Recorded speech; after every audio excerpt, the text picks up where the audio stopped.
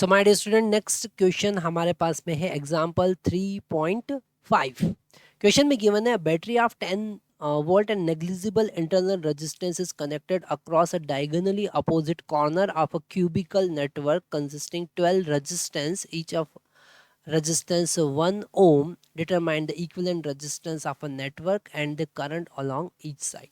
Okay, तो यहाँ पर जैसा हमको इस डायग्राम में दिख रहा है, ये जो ए यहाँ पर टर्मिनल है और जो सी टर्मिनल है, इन दोनों सी डैश टर्मिनल जो है, इन दोनों के बीच का रेजिस्टेंस हमको फाइंड करना है।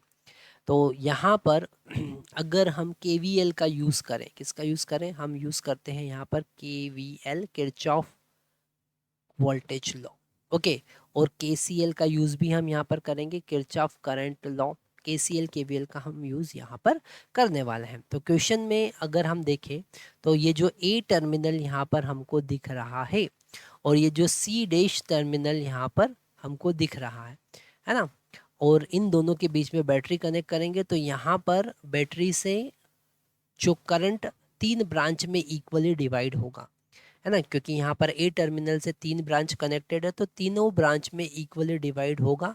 यहाँ पर आपके मन में क्वेश्चन आना चाहिए कि सर इक्वली डिवाइड क्यों होगा, क्योंकि ये सिमेट्रिकल सर्किट है ना, सिमेट्रिकल सर्किट है तो करंट भी सिमेट्रिकली डिवाइड होगा। तो 3 पार्ट में डिवाइड होगा, तो यहाँ से हमने करंट मान लिया 3I और वो 3I 3 पार्ट में डिवाइड होगा, I।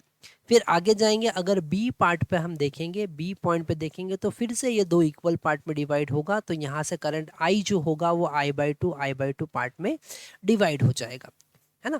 फिर वापस से यहाँ पर I/2 करंट मिलकर सी पॉइंट पर वापस से आई करंट बनाएगा। ऐसे ही I इन तीनों ब्रांच से करंट आकर कंप्लीट 3I वापस से बैटरी में डिलीवर हो जाएगा। तो यहाँ पर हम एक पाथ डिसाइड करेंगे, क्योंकि KVL जब भी हम लगाते हैं तो हमको एक पाथ जरूरी होता है। तो हम यहाँ से बैटरी से स्टार्ट करते हैं। ओके, बैटरी से स्टार्ट करते हैं और इस बी टर्मिनल की तरफ मूव करते हैं। ओके, बी टर्मिनल से फिर हम बी डैश की तरफ मूव करते हैं, ऊपर बी डैश की तरफ हम जा रहे हैं। ओके, फिर हम सी डैश की तरफ मूव करेंगे और फिर वापस से बैटरी में रिटर्न हो जाएंगे। तो ये हमने क्लोज पाथ लिया। अब इस क्लोज पाथ पर हम KVL लगाएंगे। तो सबसे पहले हम यहाँ पर बैटरी के नेगेटिव टर्मिनल में इंटर हो रहे हैं तो हम लिखेंगे -10 वोल्ट। ओके, फिर हम यहाँ से गए, ए से बी के बीच में एक 1 ओम का रेजिस्टेंस यहाँ पर कनेक्टेड है तो हम लिखेंगे +I × R, I करंट और रेजिस्टेंस 1 ओम, सो 1 × I हम यहाँ पर लिखेंगे। फिर बी से बी डैश की तरफ हम यहाँ पर मूव कर रहे हैं, करंट यहाँ पर I/2 है और रेजिस्टेंस यहाँ पर 1 ओम है, तो हम लिखेंगे 1 × I/2। ओके, फिर आगे बढ़ते हैं, यहाँ पर करंट फिर से I हो गया, रेजिस्टेंस यहाँ पर 1 ओम ही था तो 1 × I and that is equal to 0।